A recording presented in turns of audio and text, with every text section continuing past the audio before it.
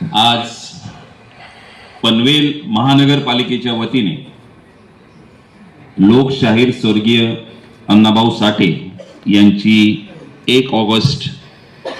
ही जयंती आपण साजरी करत आहोत। सर्वप्रथम मी अण्णाभाऊ साठे यांना विनम्र अभिवादन करतो आणि आजचा या सुंदर अशा कार्यक्रमाची संपूर्ण संकल्पना आमचे मित्र सहकारी आमच्या पनवेल महानगरपालिकेचे सभागृह नेते ॲडव्होकेट प्रकाशजी बिनेदार साहेब यांच्या या संकल्पनेतनं आजचा हा कार्यक्रम खरोखर साजरा होतोय, त्याबद्दल त्यांना मी धन्यवाद देतो।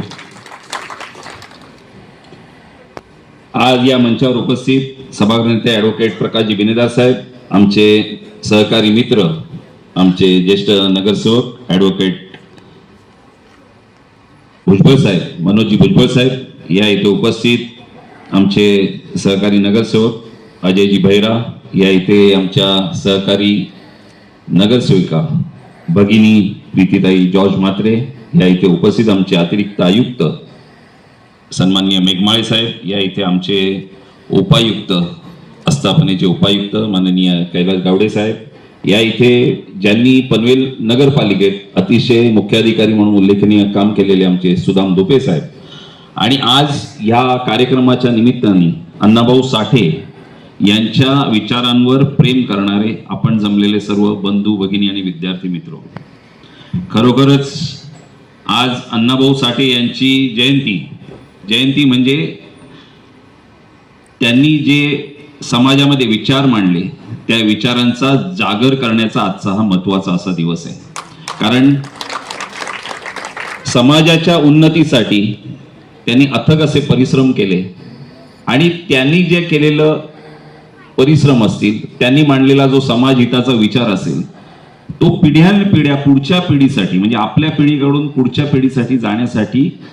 त्यांची जयंती आज आपण खऱ्या अर्थाने साजरी करतो। आज येथे मी मगाशी म्हटलं की संकल्पना आमचे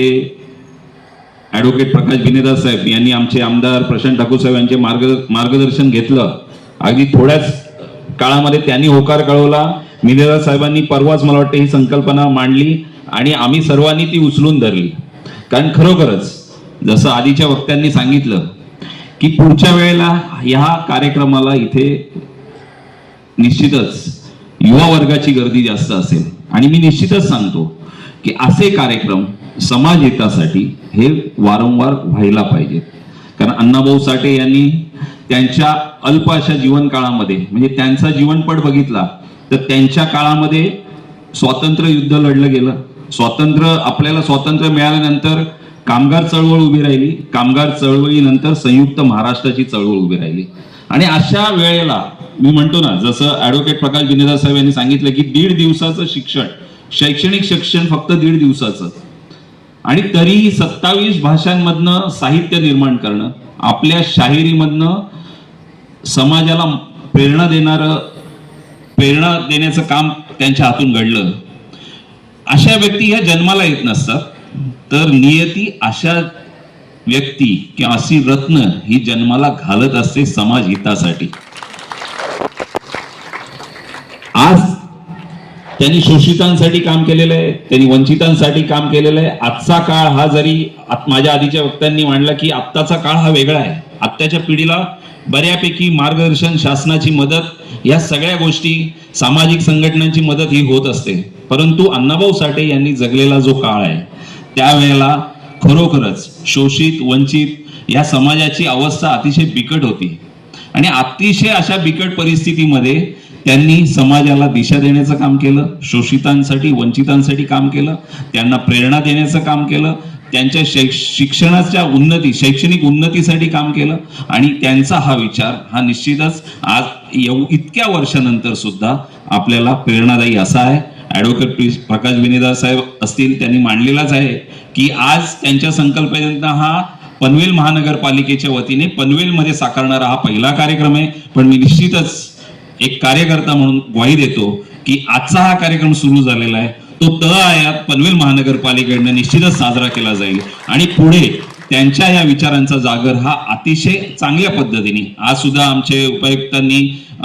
अतिरिक्त उप आयुक्तांनी किंवा आमचे आयुक्त मंगेश चितळे साहेबांनी अल्पावधीतच जे काही केलं आज ते अतिशय चांगलं असं काम केलेलं. साहिल रेळेकरचे सुद्धा मी आभार मानतो. आज इथे आपण बघितलं जे शाहीर यांनी पोवाडे गायले, अतिशय अंगावर काटा असा उभा राहतो आणि त्यांच्यासोबत त्यांचे वादकही आले, त्यांचाही मनपूर्वक आभार मानतो. परंतु आज